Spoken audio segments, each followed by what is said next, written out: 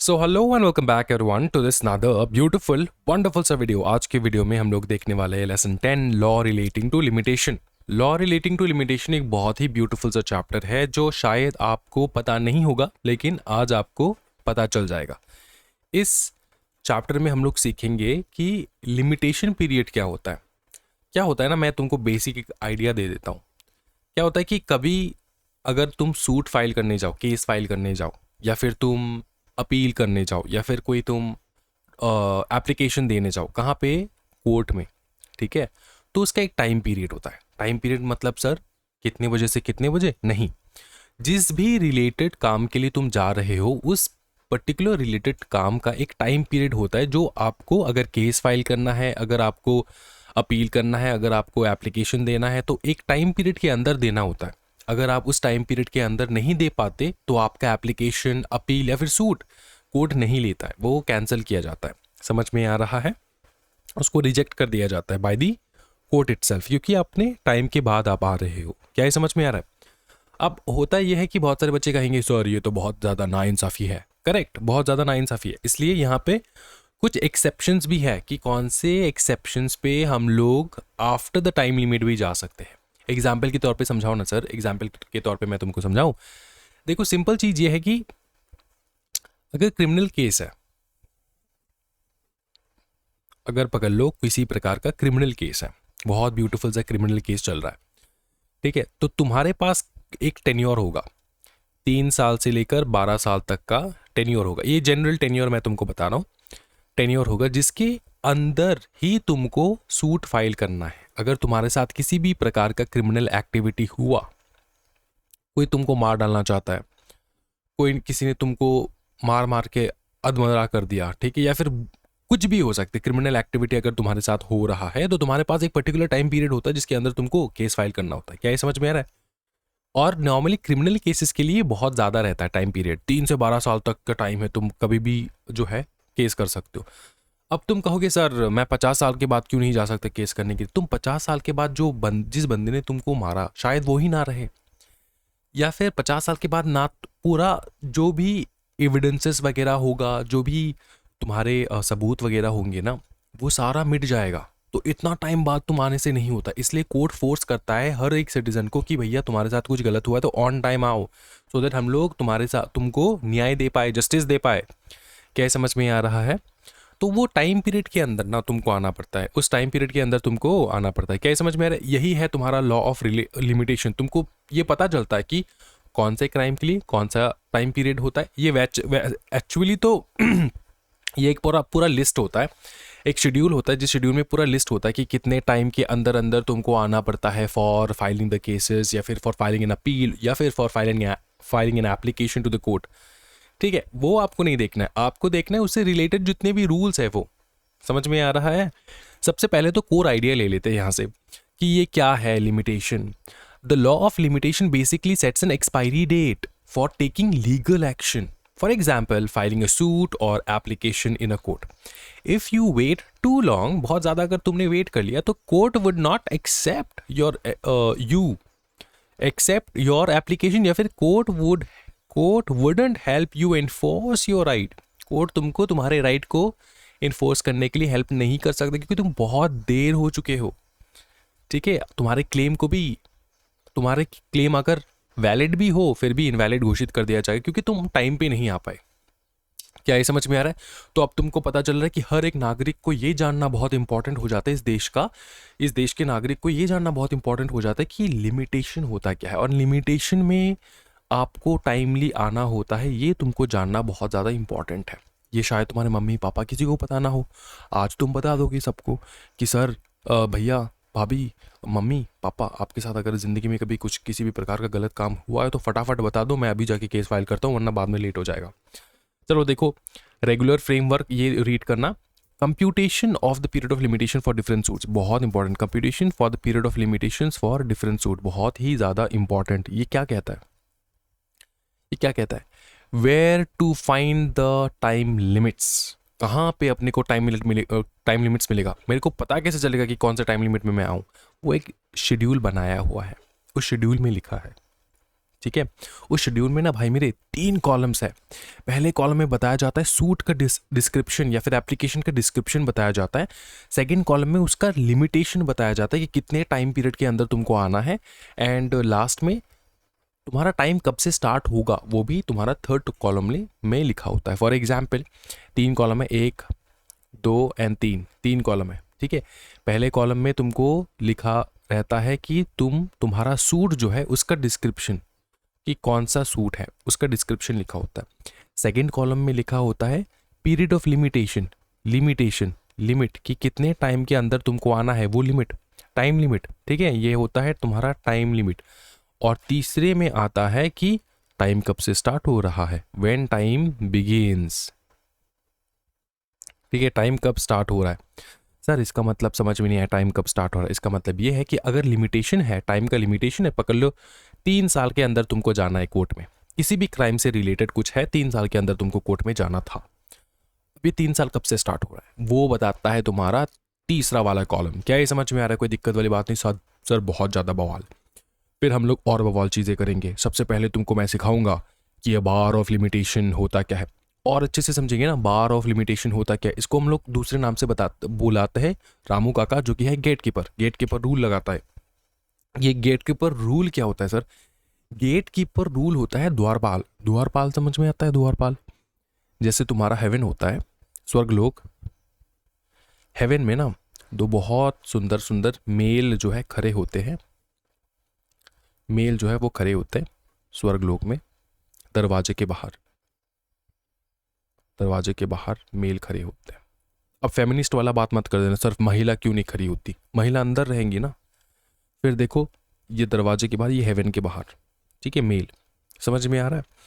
अब ये जो बाहर खड़े हैं ना, ये है गेट कीपर। ये है क्या? Gate keeper. ये है गेट कीपर। इस लॉ का गेट कीपर है ये सेक्शन 3। सेक्शन 3 को हम लोग गेट कीपर कहते हैं। ये गेट कीपर क्या करता है पता है?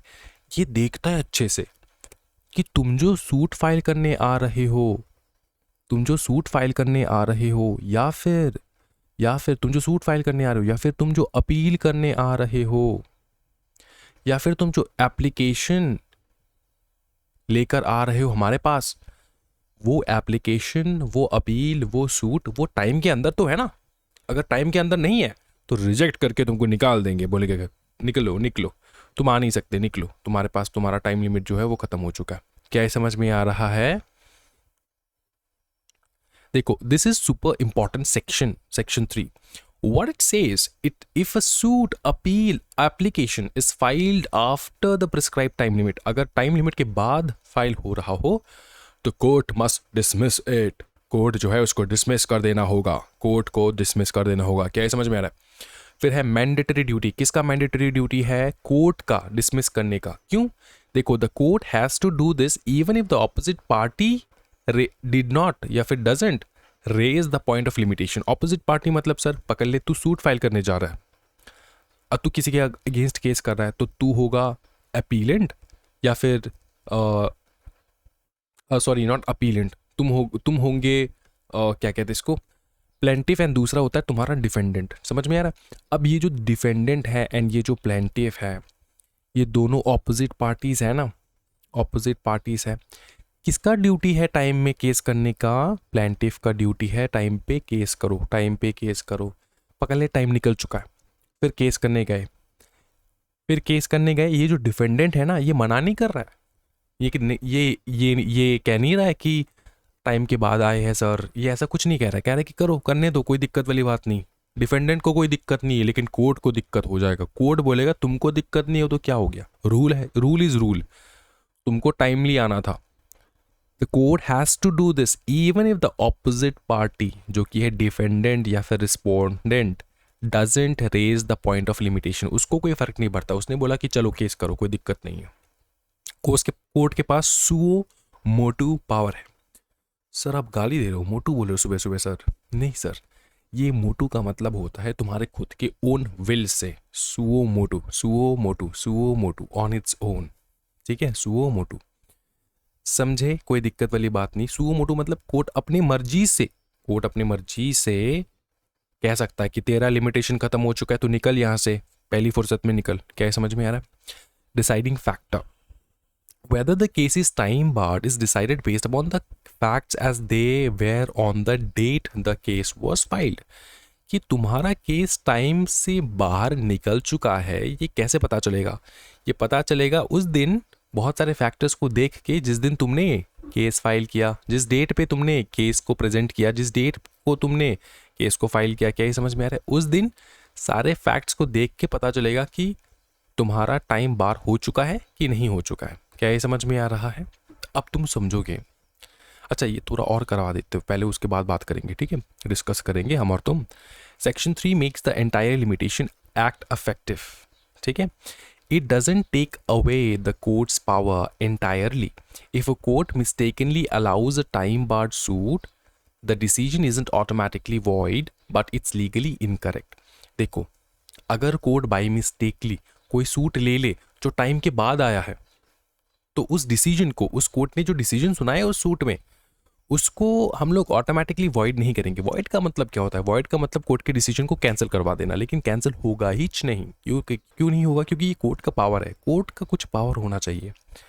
तो the decision isn't automatically void, ठीक है? It is not void nor it is nullified.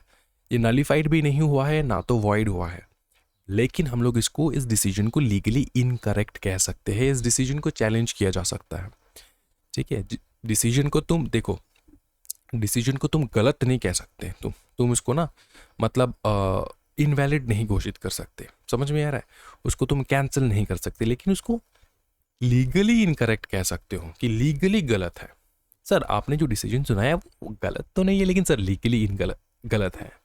मतलब आपने जो डिसीजन सुनाया सर, वो टाइम का जो झमेला था ना सर, वो आपने देखा नहीं है सर। कोर्ट को बताया जा रहा है, ठीक है? कोर्ट को हम लोग बात करें, कोर्ट के साथ बात करें, कोर्ट को कह रहे हैं कि सर आपने जो ये डिसीजन सुनाया ना, ये जो आपने सूट आपने ट्राई किया आपकी कोर्ट में और डिसीजन वगैरह दे दिया, सर ये तो टाइम के बाहर था, फिर भी आपने लिया। तो कोर्ट कहता है कि भैया ये हमारे पावर के अंदर है, हमने बाई मिस्टेकली ये किया तो किया, कोई दिक्कत वाली बात तो नहीं है। अब एक चीज़ तुमको समझाता हूँ, अब थोड़ा बात कर लेते हैं पर्सनल बात। सुन, बात यह है कि पहले तो इस वीडियो को लाइक कर दे अबीच के अभी।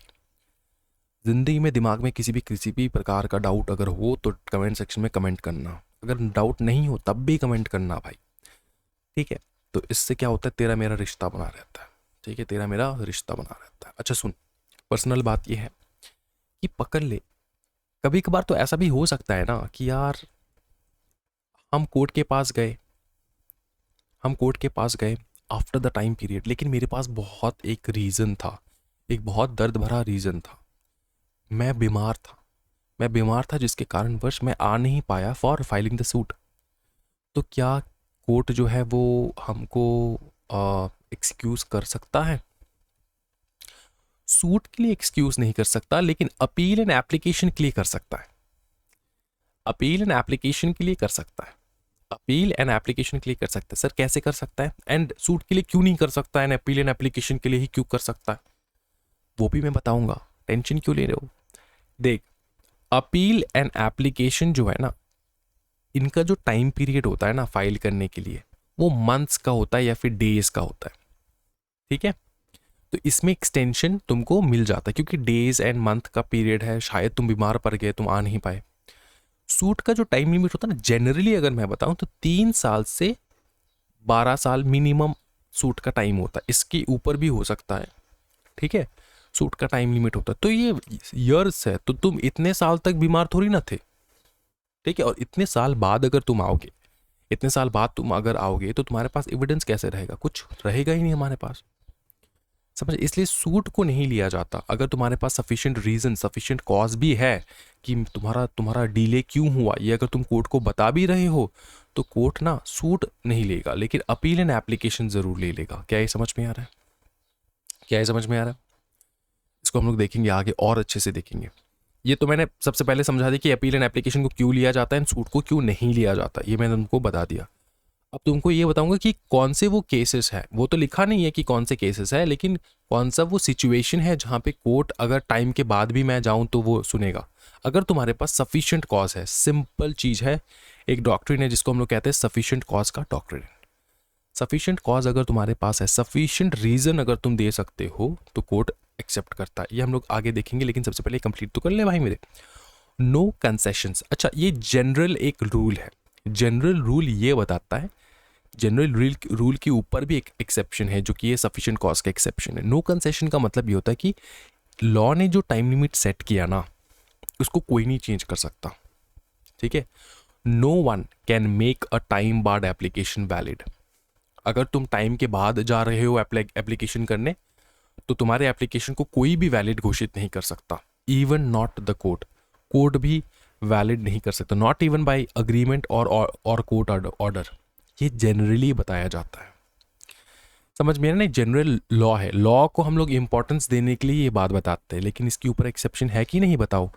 हाँ एक्सेप्शन है, सफिशिएंट कॉज का एक्सेप्शन है जो हम लोग आगे देखेंगे। एग्जाम्पल के तौर पे आईबीसी का अगर मैं एग्जाम्पल लूँ, आईबीसी में क्या होता है, सेक्शन 9 में ना तुम इंसॉल्वेंसी एंड बैंक्रप्सी कोड के तहत तुम अप्लाई करते हो फॉर इंसॉल्वेंसी एंड बैंक्रप्सी।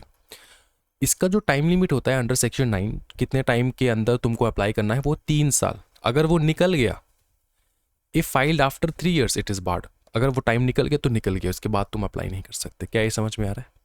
हाँ जी, ये एक एग्जाम्पल है छोटा मोटा, टेंशन ना लो। आगे देखेंगे सफिशिएंट कॉज का। Sufficient cause extension of time in certain cases, वो केस है सफिशिएंट कॉज कि तुम्हारा टाइम एक्सटेंशन हो सकता है। आस्किंग फॉर मोर टाइम, इससे आस्क करोगे कोर्ट से, कैसे? सफिशिएंट कॉज दिखा के। Sometimes you might miss the deadline for valid reasons. Section 5 allow करता है कोर्ट को to condone the delay and excuse it, मतलब एक्सक्यूज करना कि चलो ठीक है तुमको डिले हो गया, कोई दिक्कत वाली बात नहीं, लेकिन कब? अगर तुम सफिशिएंट कॉज दिखाओगे तब।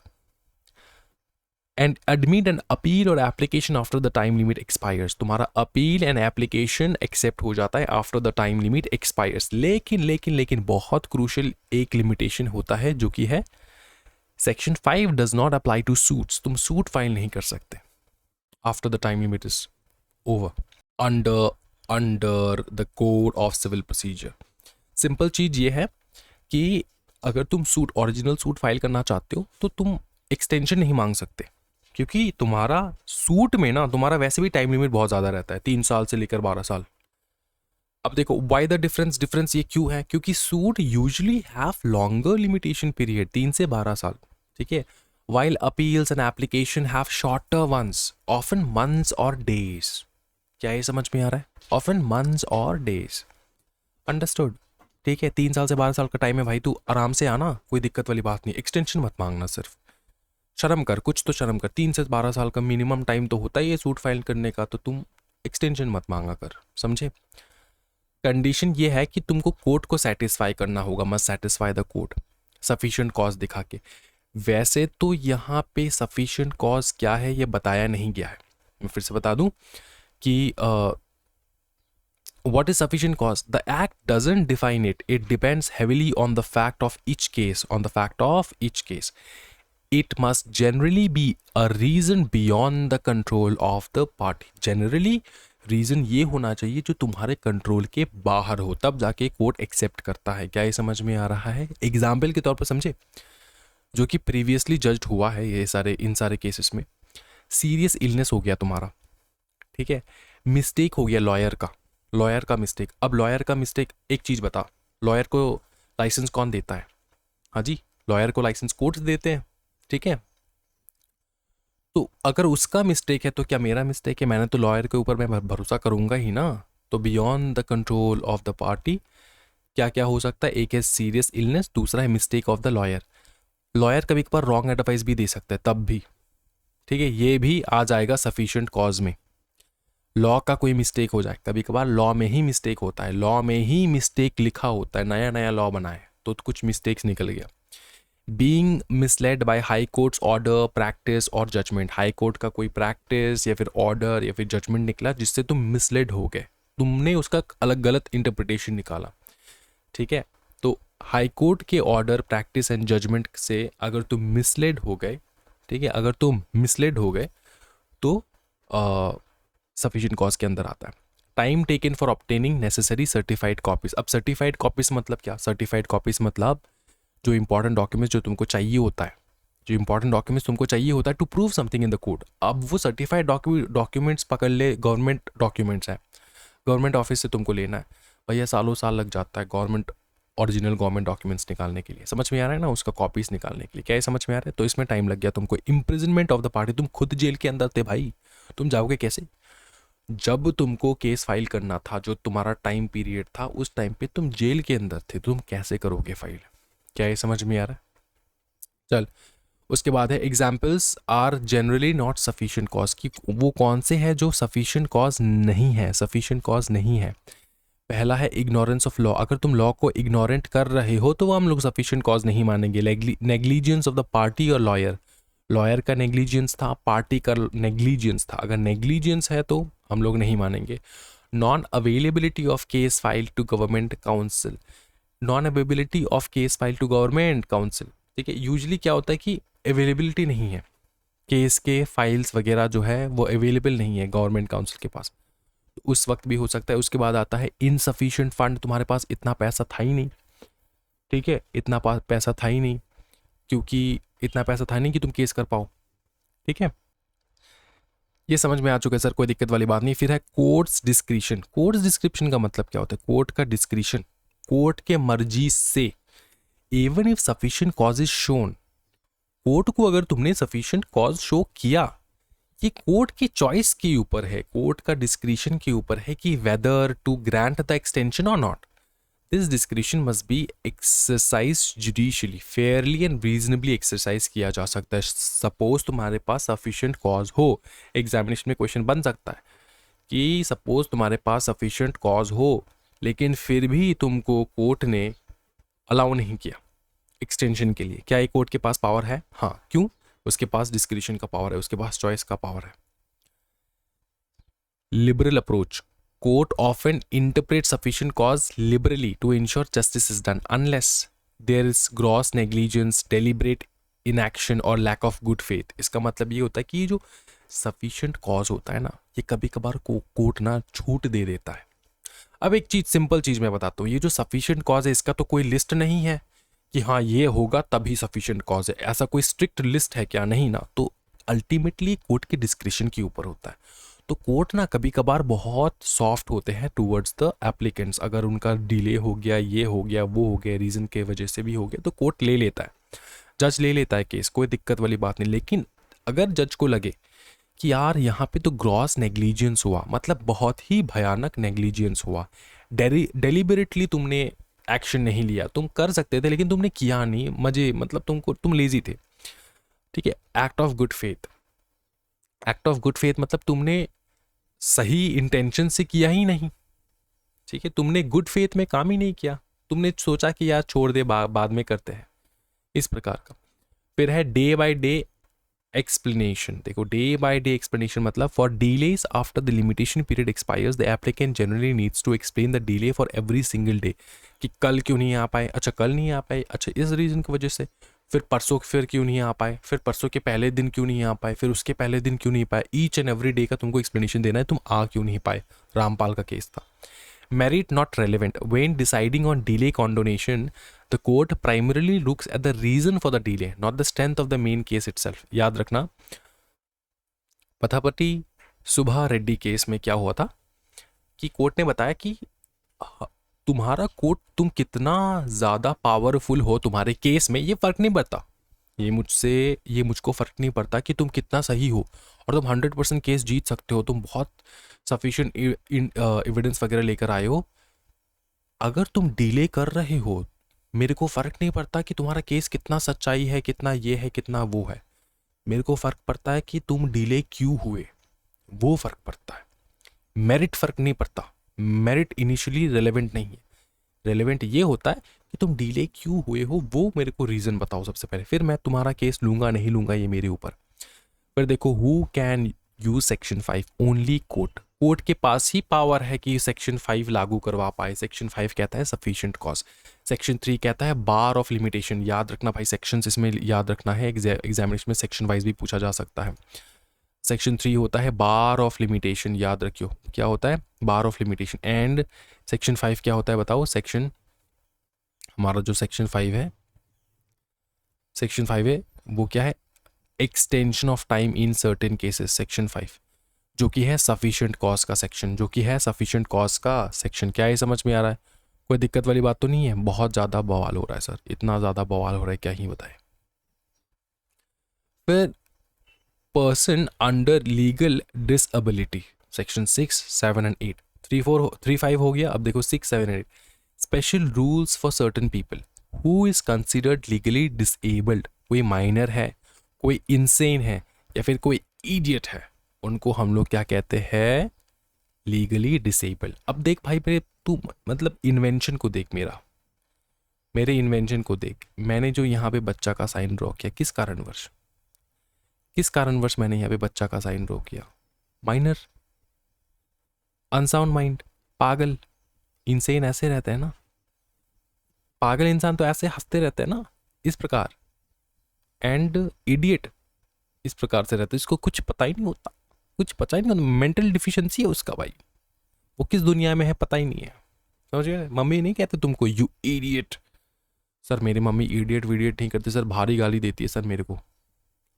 ठीक है चलो, वो अभी यहाँ पे बता नहीं सकते। अब देखो सेक्शन 6 हम लोग देखने वाले हैं। क्या? The basic rule, if a person entitled to file a suit or make an application is under a legal disability when the time limit starts, they can file it within the same period after the disability ceases. जब तुम सही हो जाओ, या फिर जब तुम minor से अडल्ट हो जाओ, पागल से सही इंसान हो जाओ, इडियट से नॉन इडियट हो जाओ। ठीक है ना? 3 इडियट वाला ब्रिलियंट इडियट नहीं, तुम पूरा सच्ची में मेंटल डिफिशिएंसी है तुम्हारा, तो उससे तुम उभर के आ जाओ। जब तुम करेक्ट हो जाओ उसके बाद तुम कर सकते हो फाइल, कोई दिक्कत वाली बात नहीं है। सेक्शन 7 ना जॉइंट एंटाइटलमेंट के बारे में बात करता है। If there are multiple people jointly entitled to sue apply and some are disabled, कोई अगर डिसेबल है, if one person can give a valid discharge without the others consent, time runs against all of them. इसका मतलब ये होता है, पकड़ ले, ये राम, ये श्याम, ये जोदू, ये मोदू, राम श्याम जोदू मोदू 4 है। 4 में से श्याम, जोदू एंड मोदू जो है, तीनों जो है ना पागल है, इंसेन है। ठीक है? ये जॉइंटली सूट फाइल करने आए हैं, जॉइंटली सूट फाइल कर सकते हैं क्योंकि सबके अगेंस्ट में एक साथ जो है गलत काम हुआ है, जो भी हुआ है। तो एक इंसान राम जो है वो काफ़ी सही है, मतलब वो एकदम नॉर्मल है। तो यहाँ पे बताया जा रहा है कि अगर जॉइंटली तुम्हारा सूट बनता भी है और तुम मुझको रीज़न दिखाओ कि यार सर ये बाकी सारे जो है ना वो पागल थे इसलिए हम आ नहीं पाए, हम वेट कर रहे थे जब वो पागल से सही हो जाए, तो कोर्ट कहेगा तुम तो सही थे ना राम, तुम क्यों नहीं आ पाए? समझे भाई? राम को पकड़ लेगा। तो if one person can give a valid discharge, अगर एक इंसान जो है वो आ सकता है, वो वैलिड क्लेम कर सकता है, तो उसको आना चाहिए। Without the other consent time runs against all, सबके अगेंस्ट टाइम रन करेगा। और मतलब इसका मतलब लिमिटेशन लग जाएगा सबके अगेंस्ट, क्योंकि एक तो पार्टी वो सही था ना, उसको आना था, वो नहीं आया, तो सबके अगेंस्ट क्या लग जाएगा? लिमिटेशन पीरियड लग जाएगा। फिर देखो, if a discharge can not be given without everyone's consent, सबके कंसेंट के बिना अगर डिस्चार्ज नहीं हो पाता तब तो ठीक है, तब तो छूट है, तब तो टाइम चेंज नहीं होगा, टाइम स्टार्ट नहीं होगा। Time runs against none of them, ठीक है? टाइम किसी के अगेंस्ट स्टार्ट नहीं होगा अगर सबका परमिशन लेने का कोई रिचुअल आया, एक ऐसा सिचुएशन आ गया कि सबका परमिशन चाहिए होगा, तो उन सारे सिचुएशन में तो टाइम कैसे रन करेगा, क्योंकि तीनों पागल है, तीनों का परमिशन चाहिए होगा, राम अकेला क्या कर लेगा। लेकिन अगर ऐसा कोई केस है जहाँ पे तीनों का कोई सिग्निफिकेंस नहीं है, हाँ they are party to the case, लेकिन उसके बिना भी डिस्चार्ज हो सकता है, तो राम को आना चाहिए। अगर उनके बिना डिस्चार्ज नहीं हो सकता तो टाइम रन नहीं करेगा, अगर उनके बिना डिस्चार्ज हो सकता है तो टाइम रन करेगा। समझ में आ रहा है? रन करेगा, दौड़ेगा। सेक्शन 8 देख भाई मेरे, सेक्शन 8 देख, द ओवरऑल लिमिट, ये बहुत इंपॉर्टेंट है सेक्शन 8। द ओवरऑल लिमिट क्या है? द ओवरऑल लिमिट क्या है, फिर से बता। This section puts a cap on the extension given by section 6 and 7. The extended period after the disability causes ceases cannot exceed 3 years. मतलब disability खत्म होने के बाद, पागल से सही इंसान होने के बाद तुम्हारे पास 3 साल का टाइम है केस फाइल करने के लिए, ऐसा नहीं कि तुम कभी भी आ सकते। फिर देखो example, a minor has cause, ये देख मैं तुमको समझाता हूँ, सिंपल चीज़ है भाई। पकड़ ले, एक माइनर है, एक कौन है? माइनर। अब ये जो माइनर है ना, माइनर क्या है बताओ ना? माइनर ने किसी प्रकार का minor has cause of action for a suit for 12 year, मतलब पकड़ ले, इसके पास कोई कॉज ऑफ एक्शन है। कॉज ऑफ एक्शन मतलब सूट फाइल करने का अधिकार है। कॉज ऑफ एक्शन को क्या कहते हैं हम लोग? अधिकार। अधिकार है, सूट फाइल करने का अधिकार है माइनर के पास। माइनर के पास अधिकार है, क्या करने का अधिकार है? सूट फाइल करने का अधिकार है माइनर के पास। अच्छा, ये जो सूट फाइल करेगा ना, इसका जो टाइम लिमिट है 12 साल। 12 साल टाइम लिमिट। अब माइनर है, टाइम चल रहा है? टाइम नहीं चल रहा है, टाइम रुका हुआ है। क्यों रुका हुआ है सर? क्योंकि ये माइनर है। जब ये मेजॉरिटी अटेन कर लेगा तब वो टाइम स्टार्ट हो जाएगा, तब वो टाइम स्टार्ट हो जाएगा। समझ में आ रहा है? ठीक है, 12 साल। अब पकड़ ले 10 साल बाद वो मेजॉरिटी में आ गया, मेजर बन गया। ठीक है, मेजर मतलब अडल्ट हो गया, अडल्ट बन गया। तो minor has cause of 12, they attain majority 10 years after the cause of action arose. ठीक है, अब नॉर्मली पीरियड जो है वो एंड कब होगा? नॉर्मली पीरियड कब एंड होना चाहिए? 10 साल मेजॉरिटी में हो गया, वैसे इसका 12 साल था तो 2 साल में खत्म हो जाना चाहिए इसका period of limitation. Normally period ends in 2 years। Under section 6 they get a fresh 12 years from attaining majority. Answer है नो। सेक्शन 6 के तहत अगर तुमको लगता होगा कि अगेन फ्रेश स्टार्ट होगा उसका 12 साल, जैसे उसका 10 साल कंप्लीट हो गया, वो मेजर हो गया, तब से 12 साल स्टार्ट हो गए, ऐसा नहीं होता।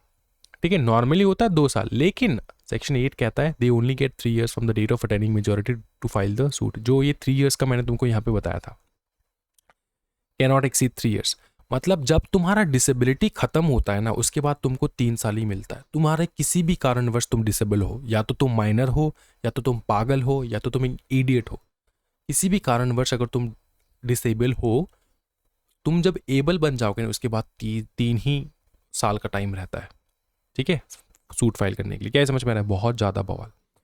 फिर देखो इंपॉर्टेंट सेक्शन देखेंगे हम लोग, क्या देखेंगे? These sections 6, 7, 8 must be read together. They apply to suits and they apply to suits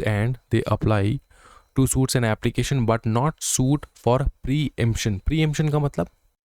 Preemption का मतलब होता है the right to buy property. The right to buy of property. ठीक है, to buy a property before it is offered to somebody else. Before it is offered to somebody else, लिख ले कहीं पे, the right to buy property before it is offered to somebody else. लेकिन क्या हम लोग वेट कर सकते हैं तुम्हारे लिए? क्या हम लोग वेट कर सकते हैं तुम्हारे लिए कि कब तुम माइनर से मेजर बनोगे तब जाके प्रॉपर्टी तुमको मिले? है ना, प्रॉपर्टी का अभी तुम प्रॉपर्टी खरीद लोगे, इसका रजिस्ट्रेशन मेजर होने के बाद करोगे, ऐसा क्या पॉसिबल है? नहीं, ये टाइम लिमिटेड, ये टाइम बाउंड चीज़ें होते हैं, जैसे कि प्रॉपर्टी खरीदना, ये बहुत स्ट्रिक्ट होते हैं। तो इसमें जो है ना, ये सेक्शन 6, 7, 8 जो है ना, वो लागू नहीं होता। तुम ये नहीं कह सकते कि सर मैं तो माइनर था, मैं प्रॉपर्टी को रजिस्टर कैसे करूं? तो तुम खरीद कैसे सकते हो? समझ में आया ना? टाइम बाउंड है ये, इसमें हम लोग वेट नहीं कर सकते। प्रॉपर्टी टाइम टू टाइम तुमको रजिस्टर करना ही होगा, अप्लाई करना ही होगा। ऐसा नहीं हो सकता कि तुम आज खरीद लोगे, मेजर बनने के बाद रजिस्ट्रेशन करोगे, ऐसा नहीं होता। अच्छा, कंटिन्यूअस रनिंग ऑफ टाइम एक बहुत इंपॉर्टेंट सेक्शन है, जो कि है सेक्शन 9, जो कि है, बताओ ना क्या, जो कि है हमारा सेक्शन 9, जो कि है section 9, the non stop clock. हम लोग इसको क्या कहते हैं? The non stop clock, continuous running of time. क्या कहते हैं? Continuous running of time, the non stop clock. इसका मतलब ये होता है कि टाइम एक बार स्टार्ट हो जाए ना, टाइम एक बार स्टार्ट हो जाए, time once starts, it does not stops for anybody else। किसी के लिए भी ये स्टॉप नहीं होता, ये तुमको याद रखना है। रूल क्या कहता है? once the limitation period has started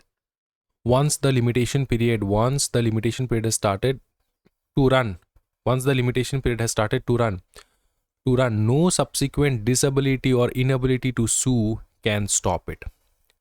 Example, the time limit for suit start running a month later, the plaintiff becomes insane, the clock keeps ticking, insanity doesn't pause it। समझे? तुम एक महीने बाद तुम जाके पागल हो गए, ठीक है, तो तुम्हारा टाइम लिमिट खत्म हो जाएगा। समझ में? सर लेकिन मेरा तो एक्सेप्शन था ना। एक्सेप्शन तब था अगर पागल के साथ कुछ हुआ, घटना घटा, तब जाके, अगर तुम पागल हो, तुम्हारे साथ कोई घटना घटा, तब जाके हम लोग एक्सटेंशन देते, लेकिन यहाँ पे एक्सटेंशन नहीं मिल पाएगा। हम लोग वेट नहीं करेंगे, टाइम लिमिट स्टार्ट हो गया तो स्टार्ट हो गया, क्योंकि तुम 1 महीने बाद पागल बने, अभी मतलब तब नहीं बने जब तुम्हारे साथ ये हुआ था। क्या ये समझ में आ रहा है? Applies to suits and applications, doesn't generally apply to appeals unless specific sections exist. Conditions: the cause of action must continue to exist. The cause of action must continue to exist. फिर देखो section 10 क्या कहता है? This section creates an exception for suit against trustee for specific purpose involving property vested in them. Limitation generally doesn't run in such cases. मतलब अगर this section creates an exception for the suits against trustee, trustee के against अगर तुमको suit file करना है, trustee कौन है? जिससे तुमने ट्रस्ट, तुम्हारे प्रॉपर्टी वगैरह जो है वो इंटरेस्ट करके तुम गए, for specific purposes involving property vested in them, property vest करके गए ना, इनके ऊपर भरोसा दे के तुम गए, तुम यूएस जा रहे हो और for certain period of time जा रहे हो, तो तुम्हारा इंडिया में जो घर है वो तुम एक ट्रस्टी के नाम पे करके, ना उसके नाम पे नहीं किए, उसको बोला कि तुम इस घर का ट्रस्टी हो, मैं तुमको टाइमली पैसा दूंगा, तुम इसको ध्यान रखना। समझ में आ रहा है? तो ट्रस्टी ने उल्टा सीधा अगर कुछ कर दिया तो कोई टाइम लिमिट नहीं होता इसका कि तुम कब केस फाइल कर पाओगे। ठीक है, limitation generally does not run in such cases. फिर देखो कंप्यूटेशन पीरियड देखेंगे, computation of period of limitation, how to calculate the time. Section 12 कहता है जिस दिन from which the period is counted is excluded, मतलब जिस दिन तुम स्टार्ट करोगे वो दिन एक्सक्लूड करेंगे, उसके बाद के दिन हम लोग कंटिन्यू करेंगे। पकड़ ले, if limitation starts on January 1 तो हम लोग जनवरी 2 से स्टार्ट करेंगे काउंट करना, जनवरी 1 को हम लोग छोड़ देंगे, जनवरी 2 से हम लोग स्टार्ट करेंगे। क्या ये समझ में आ रहा है? For appeals review revision the day the judgment was pronounced and the time requisite reasonably necessary for obtaining a copy of the decree, sentence और ऑर्डर आर एक्सक्लूडेड।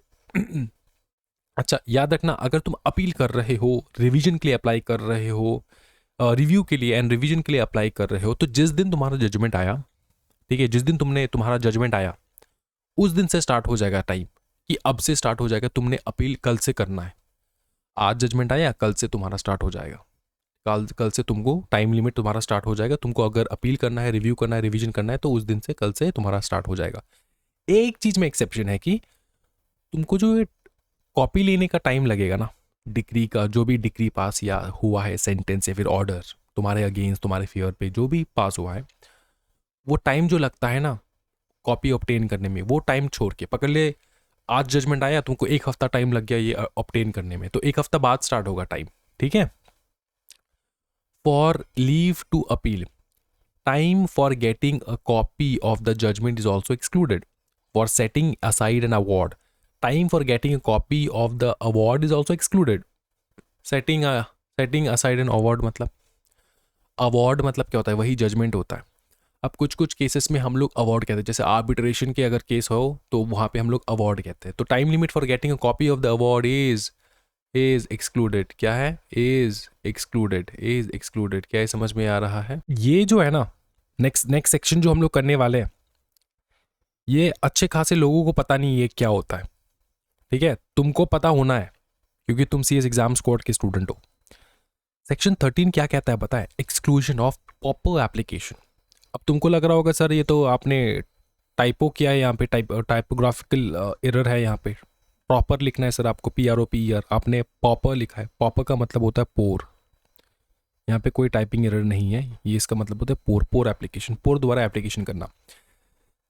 बहुत क्लियरली समझ, कोई भी क्राइम हुआ है, कोई भी केस सूट तुम फाइल करना चाहते हो, पकड़ ले 3 साल का तुम्हारा लिमिटेशन पीरियड है, और 3 साल के एंड में 2-3 दिन होने ही वाला है, उसके एंड में तुम गए कोर्ट में केस फाइल करने, और तुम गए एज ए पॉपर पर्सन, तुम एज ए पॉपर एप्लीकेशन फाइल करोगे। पॉपर एप्लीकेशन का मतलब क्या होता है? पॉपर एप्लीकेशन, पॉपर एप्लीकेशन का मतलब क्या होता है? सुन, पॉपर एप्लीकेशन का मतलब ये होता है कि इसमें जो है ना, जो पर्सन सूट फाइल कर रहा है, केस फाइल कर रहा है, ठीक है, वो एक गरीब इंसान है, तो वो कोर्ट को रिक्वेस्ट करता है। क्या करता है बताओ? कोर्ट को रिक्वेस्ट करता है। क्या रिक्वेस्ट करता है? कि सर जो भी खर्चा लगेगा ना कोर्ट का फ़ी है, जो भी कोर्ट का फ़ी है, हम गरीब आदमी हैं, हम बाद में देंगे, अभी नहीं दे पाएंगे। उस प्रकार के एप्लीकेशन को कहा जाता है पॉपर एप्लीकेशन। क्या बताओ? Pauper application. क्यों?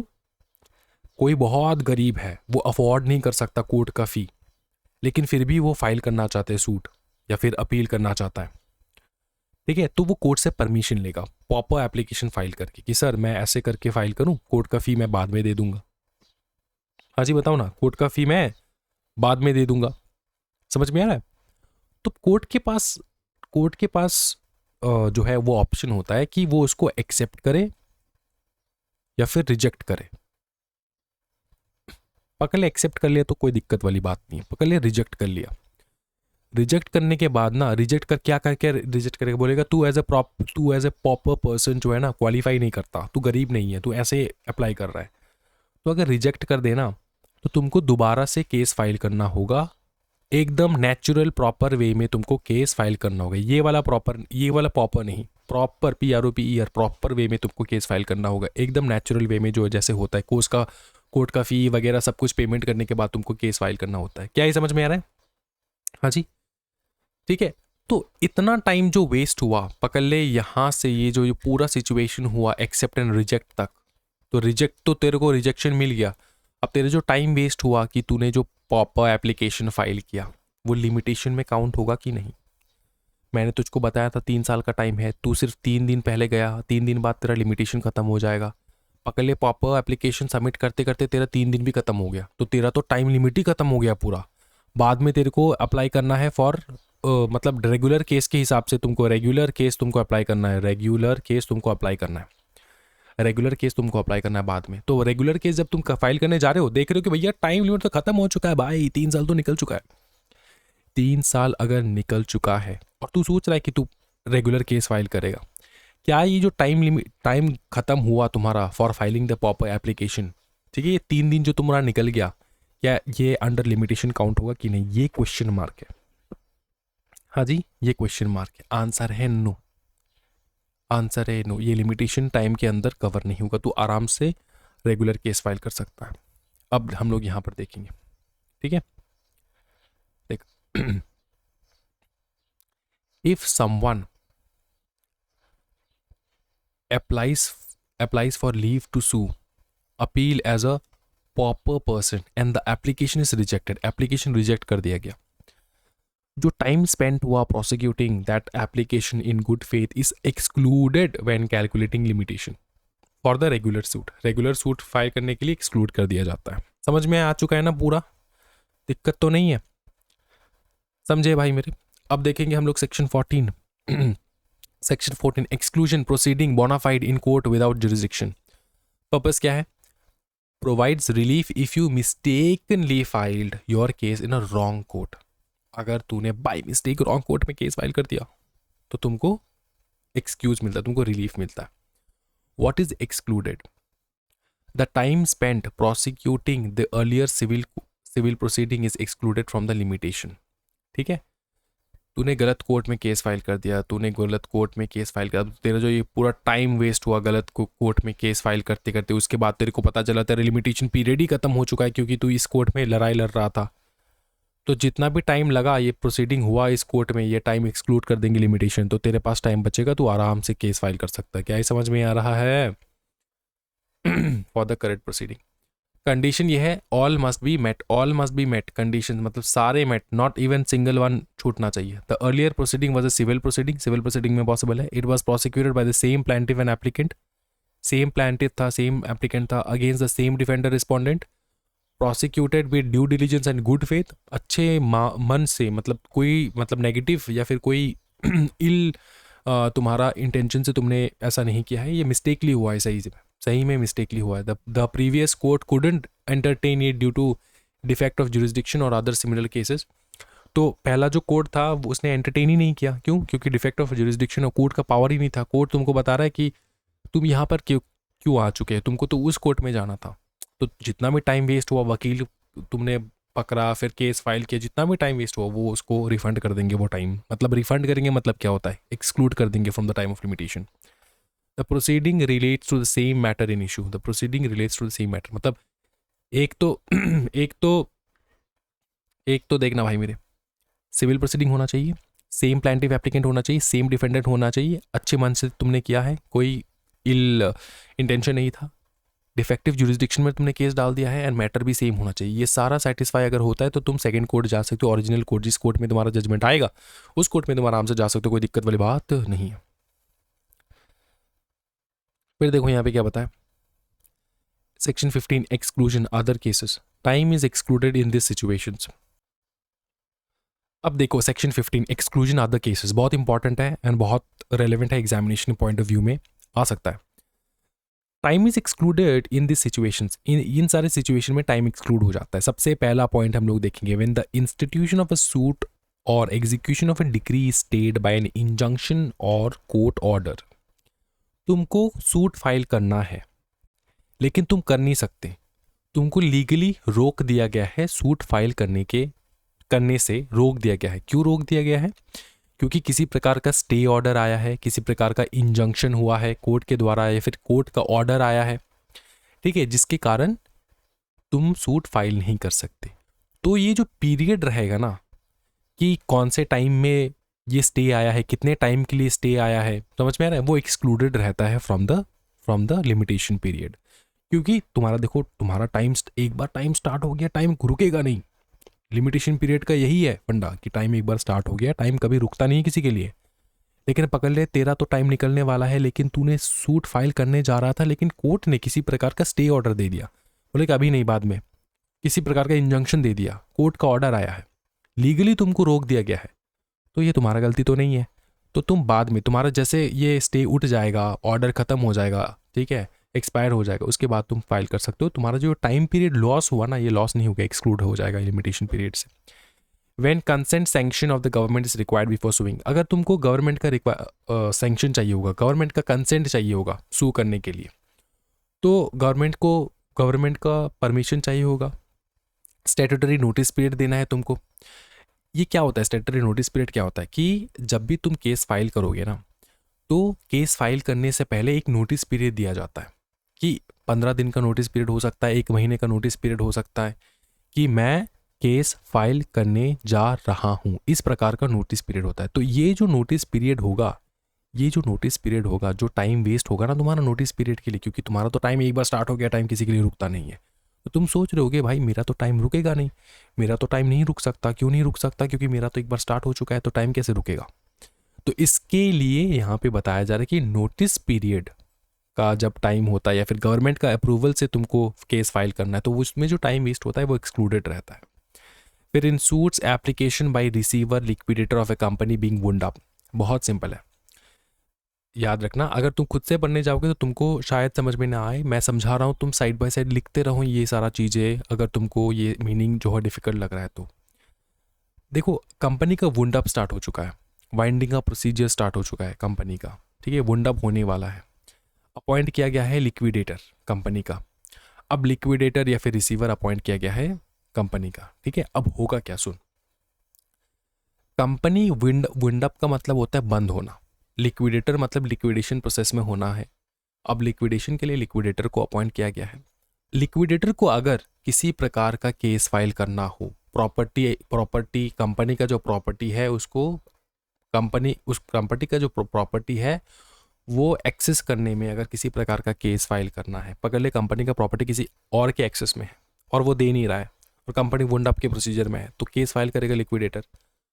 तो ये जो केस फाइल करेगा, ठीक है, लिक्विडेटर एक बार अपॉइंट हो चुका है, ठीक है, उसको तो टाइम लगेगा ना, कंपनी का बुक्स ऑफ अकाउंट उसको पूरा अच्छे से देखेगा, सब कुछ इन्वेस्टिगेशन करने में उसको खुद का टाइम लग जाएगा। तो वो जो टाइम लगेगा ना सूट फाइल करने में, ठीक है, वो एक्सटेंड हो जाता है, वो एक्सक्लूड हो जाता है, ठीक है। देख, liquidator of a company being wound up, period from starting of proceeding plus 3 months after appointment is excluded. तो 3 महीने तो एक्सक्लूडेड रहता है वो, ठीक है, 3 महीने एक्सक्लूडेड रहता है टाइम से। 3 महीने तू अच्छे से रिसर्च कर ले, लिमिटेशन जो टाइम, एक बार time once started never stops for anybody, ठीक है, वो जो सेंटेंस है ना वो वहाँ पे रुक जाता है, टाइम रुक जाता है, 3 महीने के लिए रुकेगा। एंड जब से प्रोसीडिंग स्टार्ट हुआ है उस दिन से एंड उसके 3 महीने के अंदर अंदर तुमको जितना इन्वेस्टिगेशन करना है कर लेना होगा। उसके बाद 3 महीने के बाद टाइम फिर से स्टार्ट हो जाएगा, तुम्हारा पीरियड ऑफ लिमिटेशन स्टार्ट हो जाएगा। सर ये पीरियड ऑफ लिमिटेशन होता क्या है? ये टाइम लिमिट बताता है तुमको कि कितने दिन के अंदर अंदर तुमको केस फाइल करना होता है। समझ में आ रहा है? उसके बाद नंबर 4 सबसेक्शन 4 कहता है कि in suits for possessioning by purchaser at an execution sale. Execution sale मतलब ऑक्शन वगैरह होता है बाय द कोर्ट इटसेल्फ, ठीक है। अब तुमने खरीदा ऑक्शन में कोई भी किसी प्रकार का प्रॉपर्टी, अब उस प्रॉपर्टी को अपना बनाने के लिए तुमको सूट फाइल करना है, पोजेशन लेने के लिए तुमको सूट फाइल करना है, तुमने सूट फाइल करना है, ठीक है, सूट फाइल करना है। लेकिन in suit for possession by purchaser at an execution sale time spend prosecuting a proceeding to set aside the sale is excluded. ये क्या है? इसका मतलब ये है कि तूने पकड़ ले एक ऑक्शन में, ठीक है, एग्जीक्यूशन सेल जिसको हम लोग ऑक्शन कहते हैं, कोर्ट के द्वारा होता है। एग्जीक्यूशन सेल में तूने एक प्रॉपर्टी खरीदना है, ठीक है, प्रॉपर्टी खरीदना है, तूने खरीदना है, समझ में आ रहा है? अब उसको पकड़ ले, खरीदना है या फिर खरीद लिया है, अब इसको पोजेशन में, प्रॉपर्टी को अपने पोजेशन में करने के लिए तेरे को सूट फाइल करना है, ठीक है। लेकिन ये जो ऑक्शन हो रहा है इस प्रॉपर्टी के अगेंस्ट, ये जो प्रॉपर्टी के अगेंस्ट ऑक्शन हो रहा है, इसके इस ऑक्शन के अगेंस्ट ही किसी ने सूट फाइल कर दिया, तो ये ऑक्शन हो पाएगा, प्रॉपर्टी के अगेंस्ट होगा कि नहीं होगा, इसमें टाइम लग जाता है। तो ये जो सूट को सेट असाइड करेगा ना, time spend prosecuting a proceeding to set aside the sale of is excluded.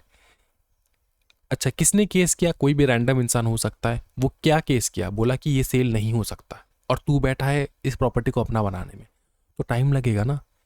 सबसे पहले जो रैंडम इंसान ने केस किया कि ये सेल नहीं हो सकता, वो तो पहले कोर्ट में चलेगा, उसके बाद ना तू फाइल करेगा केस, अपना सूट फाइल करेगा for the possession of the property. अब प्रॉपर्टी को पोजेशन में लाने के लिए भी तो तेरा टाइम लिमिट होता है। तो अब तू कैसे कर पाएगा? क्योंकि उसका तो अभी लिटिगेशन में है वो वाला प्रॉपर्टी लिटिगेशन में है, उस वाले प्रॉपर्टी का तो कोर्ट में केस चल रहा है। तो जो टाइम खर्चा होता है ना, टाइम स्पेंड होता है उस प्रोसीडिंग में, सेल को सेट असाइड करने के लिए जो प्रोसीडिंग चल रहा है, वो तुम्हारे टाइम से एक्सक्लूड कर दिया जाएगा। तुमको जो देरी हो रहा है, तुम्हारा टाइम वहाँ पे स्टॉप हो जाएगा। वो आराम से वो वाला सूट कंप्लीट हो जाने दो, उसके बाद तुम अपना पोजेशन के लिए सूट फाइल कर सकते हो। तुम्हारा लिमिटेशन पीरियड जो होता है कि इतना टाइम के अंदर तुमको सूट फाइल करना है for getting the possession of the property, वो रुक जाएगा क्योंकि वो लिटिगेशन में चल रहा है। समझ में आया ना?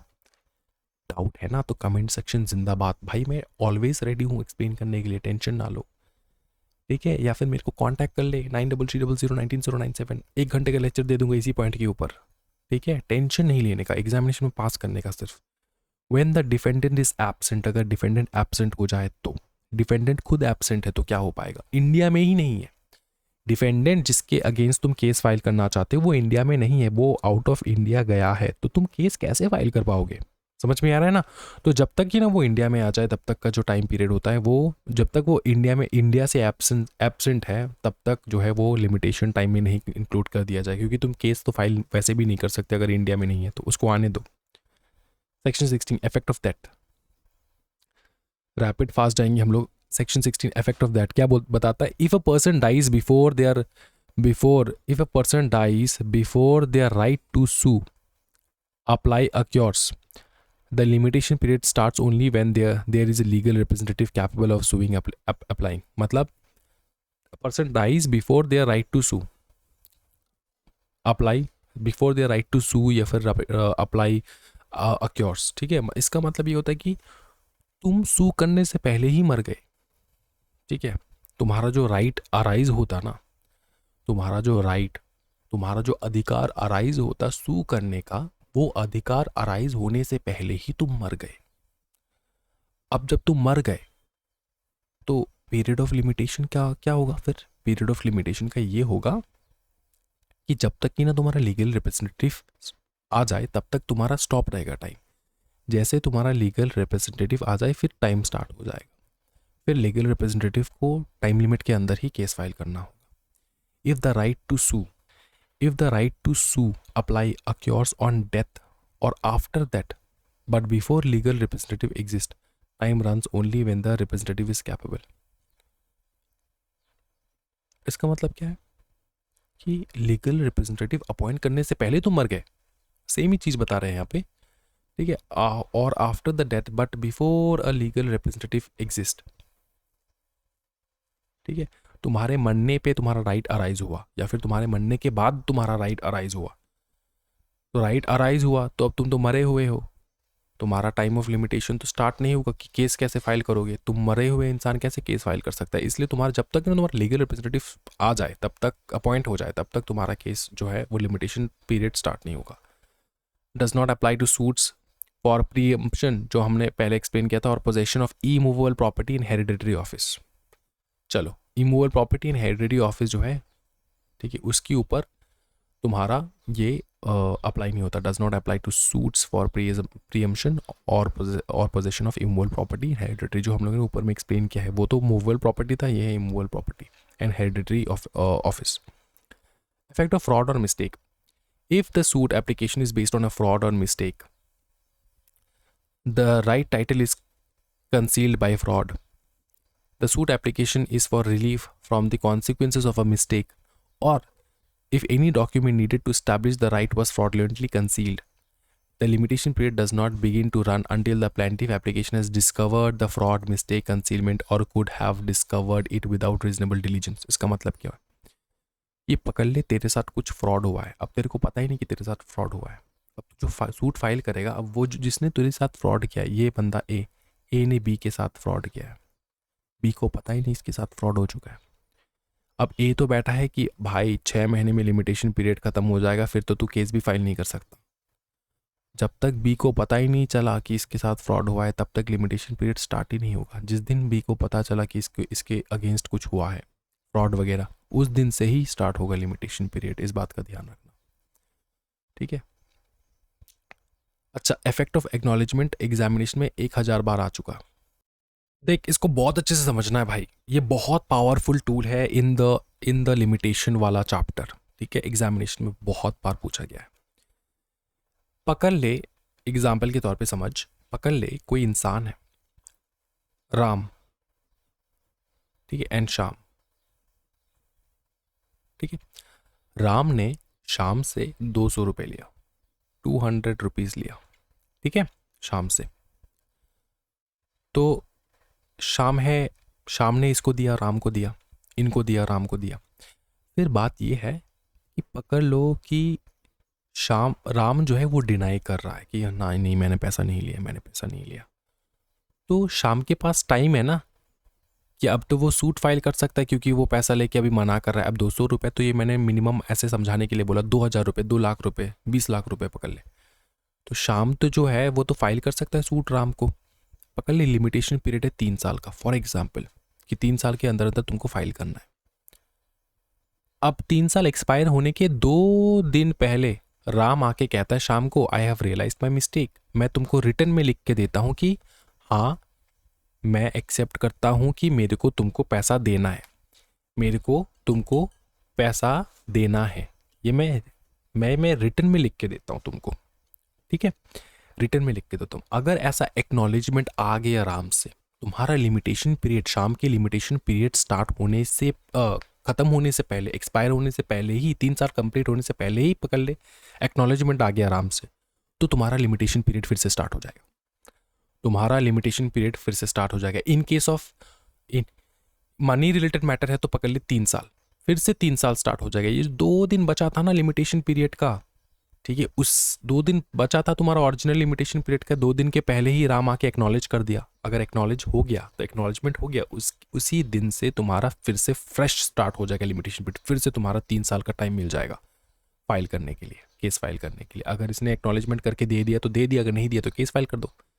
समझे ना? ये तुमको कोई समझा नहीं पाएगा, समझ में आ रहा है जो तुमको मैंने समझा दिया यहाँ पे, समझे?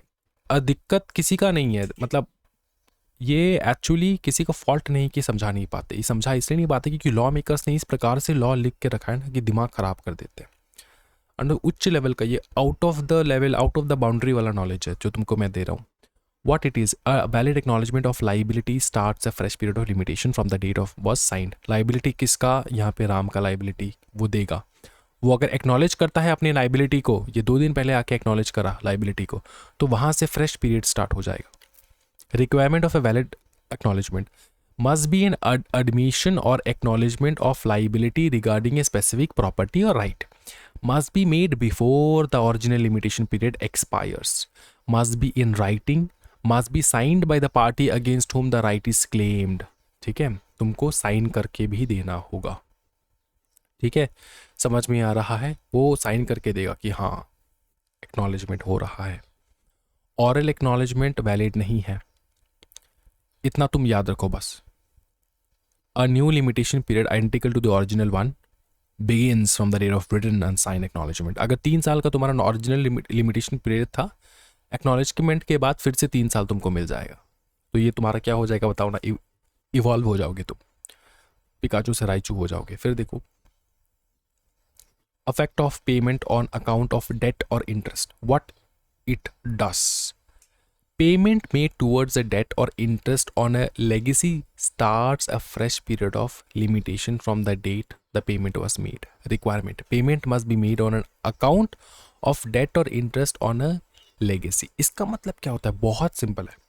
पहले जो हम लोगों ने देखा ना सेक्शन 18 में, ये वाला, यहाँ पे क्या है? यहाँ पे तो एक्नॉलेज करके गया कि हाँ हाँ तू मेरे से पैसा पाएगा, एक्नॉलेज करके गया. यहाँ पे पेमेंट करके गया, यहाँ पे थोड़ा पेमेंट करके गया, थोड़ा सा पेमेंट करके गया, सिंपल. और बाकी पूरा सेम है. एक्नॉलेजमेंट जैसे वो रीस्टार्ट हो जाता है टाइम, यहाँ पर भी रीस्टार्ट हो जाता है. थोड़ा सा पेमेंट करने से भी रीस्टार्ट हो जाता है. और ऊपर में एक्नॉलेज करने से रीस्टार्ट हो जाता था, यहाँ पे थोड़ा सा पेमेंट कर दे फिर भी रीस्टार्ट हो जाएगा टाइम. सेम चीज़ है. ठीक है. Must be made before the original limitation period expires. Must be made by the person liable to पे.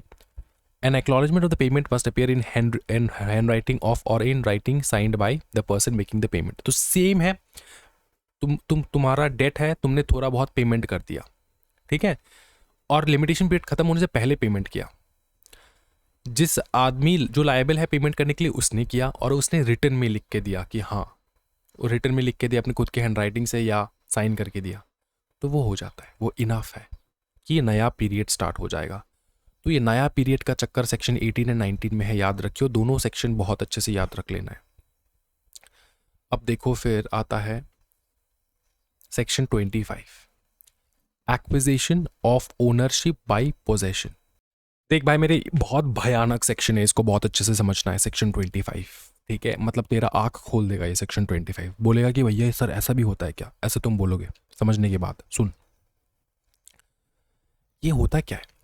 ईजमेंट का राइट होता है. ईजमेंट का, पकड़ ले, तेरा ये प्रॉपर्टी है, ठीक है, तेरा ये प्रॉपर्टी है और ये है मेन रोड. तेरे प्रॉपर्टी के सामने और एक प्रॉपर्टी है, तो तेरे को यहाँ से आने से शॉर्टकट गिरता है. अगर तू यहाँ से ऐसे करके आएगा तो तेरे को लॉन्ग कट गिरता है, तेरे को ये शॉर्टकट गिरता है. ठीक है, ये प्रॉपर्टी एक्स का है और तू है वाई. पकड़ ले, तू एक्स के प्रॉपर्टी से गुजर रहा है, लगभग 20 साल हो चुका है, 30 साल हो चुका है, तू गुजर रहा है इसी के प्रॉपर्टी से, और एक्स ने कभी तेरे को रोका नहीं है. अचानक एक दिन रोक देता है, अचानक एक दिन रोक देता है.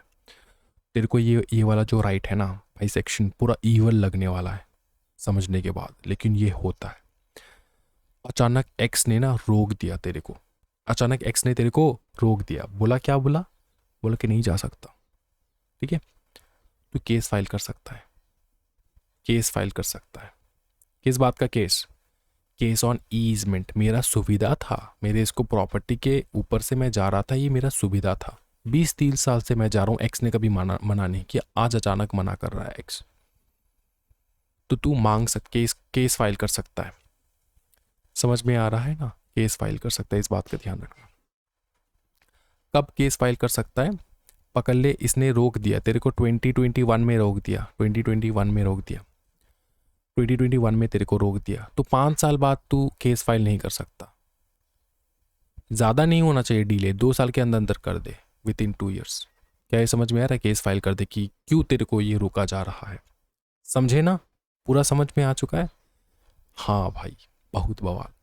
Deals with acquiring right like right of वे. ये राइट ऑफ वे मैंने एक्सप्लेन किया. राइट ऑफ लाइट होता है, एयर होता है, वाटर कोर्स होता है, etcetera, over some else property through long use. सब किसी दूसरे के प्रॉपर्टी के द्वारा तेरे को लॉन्ग टाइम से मिल रहा है.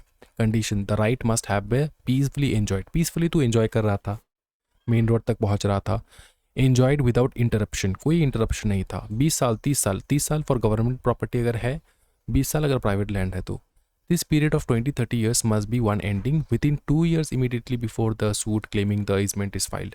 मतलब ये ज़्यादा टाइम नहीं होना चाहिए कि 10 साल पहले मैं वहाँ से जाता था, 10 साल बाद तू ऐसा फाइल नहीं करना सकता, 2 साल के अंदर अंदर कर दे। क्या ये समझ में आ रहा है? चलो फिर हम लोग देखेंगे, आगे बढ़ेंगे हम लोग। Limitation and right, limitation and writ under the constitution. Direct applicability, the limitation act does not directly apply to writ petition filed under article 32। Article 32 के अंदर जो तुमको रिट पिटिशन मिलता है, रेमेडी मिलता है, उसके अगेंस्ट कोई जो है लिमिटेशन नहीं लगता।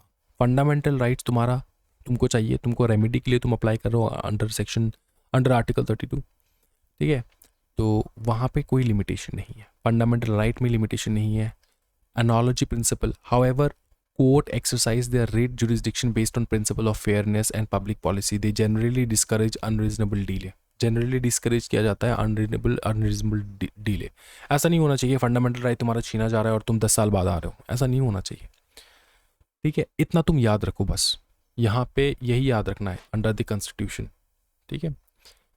अच्छा, शेड्यूल जो हम लोग बोल रहे थे, द शेड्यूल लिमिट का प्रोवाइड स्पेसिफिक लिमिट पीरियड, वो शेड्यूल यहाँ पे मेंशन नहीं है, बहुत बड़ा शेड्यूल है, तो ऐसा नहीं हो सकता तू सोच रहे कि शेड्यूल, ठीक है, याद रखियो ये schedule types of suit appeal application वहाँ पे लिखा होता है, इतना ही है शेड्यूल के बारे में थोड़ा बहुत बताया गया बस, ठीक है। अच्छा, ये तुमको classification of period of limitation based on the schedule, कुछ इंपॉर्टेंट टाइम लिमिट्स है यहाँ पर दिया गया है जो तुमको खुद से रीड करना है, ठीक है। मैं ऊपर से करवा दूंगा, ये लास्ट टॉपिक रहेगा हमारा। The time limits very widely, period of 30 years maximum period हो सकता है, 30 साल का टाइम लिमिट होता है, मैक्सिमम पीरियड होता है। ये जो mortgages, redemption of recovery of possession, mortgages for foreclosure, suit file on behalf of central government, state government, इन सब में होता है, ठीक है। 30 साल का टाइम पीरियड होता है।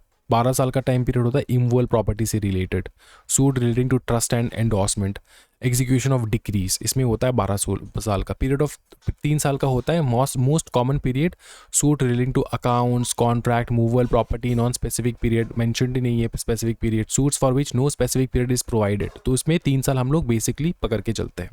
Suit related to decree and instruments, declaratory suits, इनमें आता है।